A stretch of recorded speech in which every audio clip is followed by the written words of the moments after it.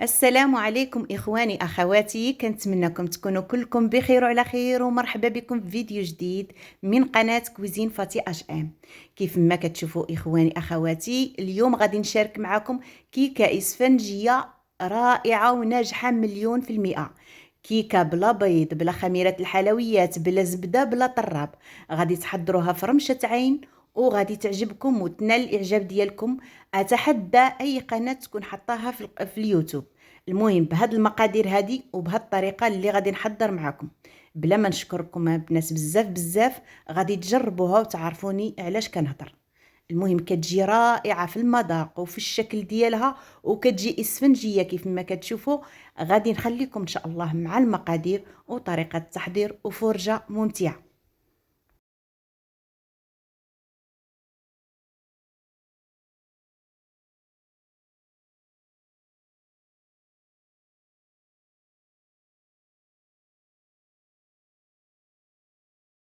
بسم الله على بركة الله. غادي ندوزو للمقادير وطريقة التحضير في نفس الوقت.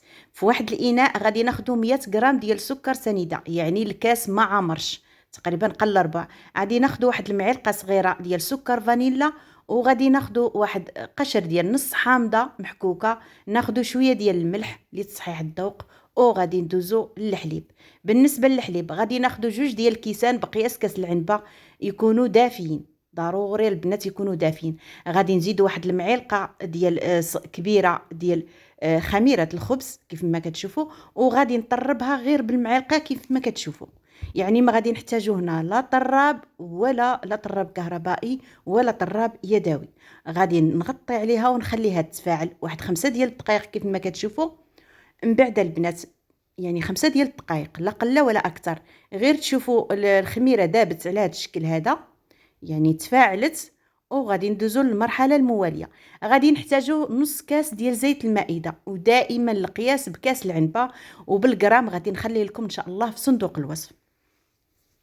غادي نخلط السوائل مزيان مزيان، وغادي نزيد دابا النواشف. عندي هنايا 4 ديال الكيسان بقياس كاس العنبه ديال الدقيق، يعني دقيق الحلويات. غادي ناخد 3 ديال الكيسان نديرهم في الدفعه الاولى، والكاس الرابع غادي نخليه على جنب. غادي نزيدو شويه بشويه. غادي نخلط الخليط ديالي. بالنسبه للبنات، القوام ديال هذا الخليط راه كيكون تقريبا كيشبه الخليط ديال البريوش، يعني ما كيكونش ثقيل بحال البريوش، وانما كيكون اخف من البريوش. غادي نحاول ما امكن نطرب كيف ما كتشوفوا غير بهذه المعلقه. يعني ما انا غالب الاحيان كنطرب بيدي، ولكن نظرا لبعض التعاليق السلبيه راه وليت كنطرب بالمعلقه. المهم غادي نزيد الكاس الرابع كيف ما كتشوفوا شويه بشويه حتى نحصل على القوام ديال البريوش يكون خفيف كيف ما قلت لكم. بالنسبه لبنات الدقيق، الا كان عندكم الدقيق كيشرب، راكم غادي تحتاجوا 4 ديال الكيسان، يعني لا قله ولا اكثر. كان عندكم البنات الدقيق ما كيشربش، راكم غادي تحتاجوا تقريبا 4 ديال الكيسان وواحد جوج ديال المعالق فوق منهم. المهم القوام ديال العجين راه هو هذا، ما كيطيحش من المعلقه. غادي نزيد واحد المعلقه صغيره ديال الخل اي نوعيه عندكم، وغادي نخلط الخليط ديالي. طريقة سهلة وبسيطة وما كتستغرقش منكم مقادير كتيرة، ما كتستغرقش منكم وقت كتير. ها انتم تشوفوا البنات القوام ديال العجين، يعني كيف قلت لكم خفيف على البريوش، ما يكونش بحال البريوش وانما يكون اخف من البريوش. غادي نحاول ناخذ واحد سباتيلا ونحيد العجينة اللي في المعلقة، وغادي نخليها تخمر تقريبا واحد نص ساعة او لا اكثر، يعني على حسب تيتضاعف الحجم ديالها وتصبح على هذا الشكل هذا. المهم كيف ما كتشوفوا عندي هذا المول هذا اللي دهنته بالدقيق، دهنته عفوا بالزيت، ورشيته بالدقيق، ودرت عليه الخشخاش البيض. يمكن لكم تاخذوا الجلجلان، يمكن لكم تدهنوه غير بالدقيق، يعني لكم الاختيار. انا كيعجبني نرشو بالخشخاش البيض او لا نرشو بالشوفان او لا، المهم كيجي الشكل ديالو زوين. ها نتوما غادي تشوفوه ان شاء الله في الاخر. غادي نحاول ناخذ العجينه ديالي ونحيد منها الهواء حتى يعني ترجع العجينه ديالي للصفر، ونديرها في واحد البلاستيكه كيف ما كتشوفوا، ونقطع غير باش نخدم خدمه تكون نقيه ومنظمه. بالنسبه للمول ديالي غادي نحاول ما امكن ندير فيه دوره ديال العجينه اللي عندي، ونحاول ما أمكن نجدد يعني الشدة كيف ما كتشوفوا، ونعاود الدورة الثانية. ندير 2 دورات في الأول، وندير عليهم من بعد ناخد واحد المعلقة ونلصق مع بعضهم بحال هاد الشكل هذا، تتلاصق العجين مع العجين. وناخدو أي نوعية من الشوكولاتة البنات اللي كتفضلوا يمكن لكم تاخدوها. المهم خذوا نوعية تكون زوينة اللي كتبغيوها نتوما يبغوها وليداتكم. خديت هنايا معلقة وهزيت الشوكولات ودرتو في الوسط، يعني طريقة سهلة يمكن لكم البنات ديروه في شي بوش، غير هو ما كنبغيش انا قلت لكم نخلط كل شيء. انا حاولت ما امكن ندير شي حاجة اللي بسيطة وسهلة وناجحة. اي حاجه البنات راه كتكون جربتها وكتنجح معايا راه كنبارطاجيها معكم. بعد ما كيف ما شفتوا حطيت الشوكولات ديالي فوق العجين، غادي نحاول كذلك ندير 2 دورات من الفوق، يعني الكميه ديال العجين المتبقيه نحطها من الفوق.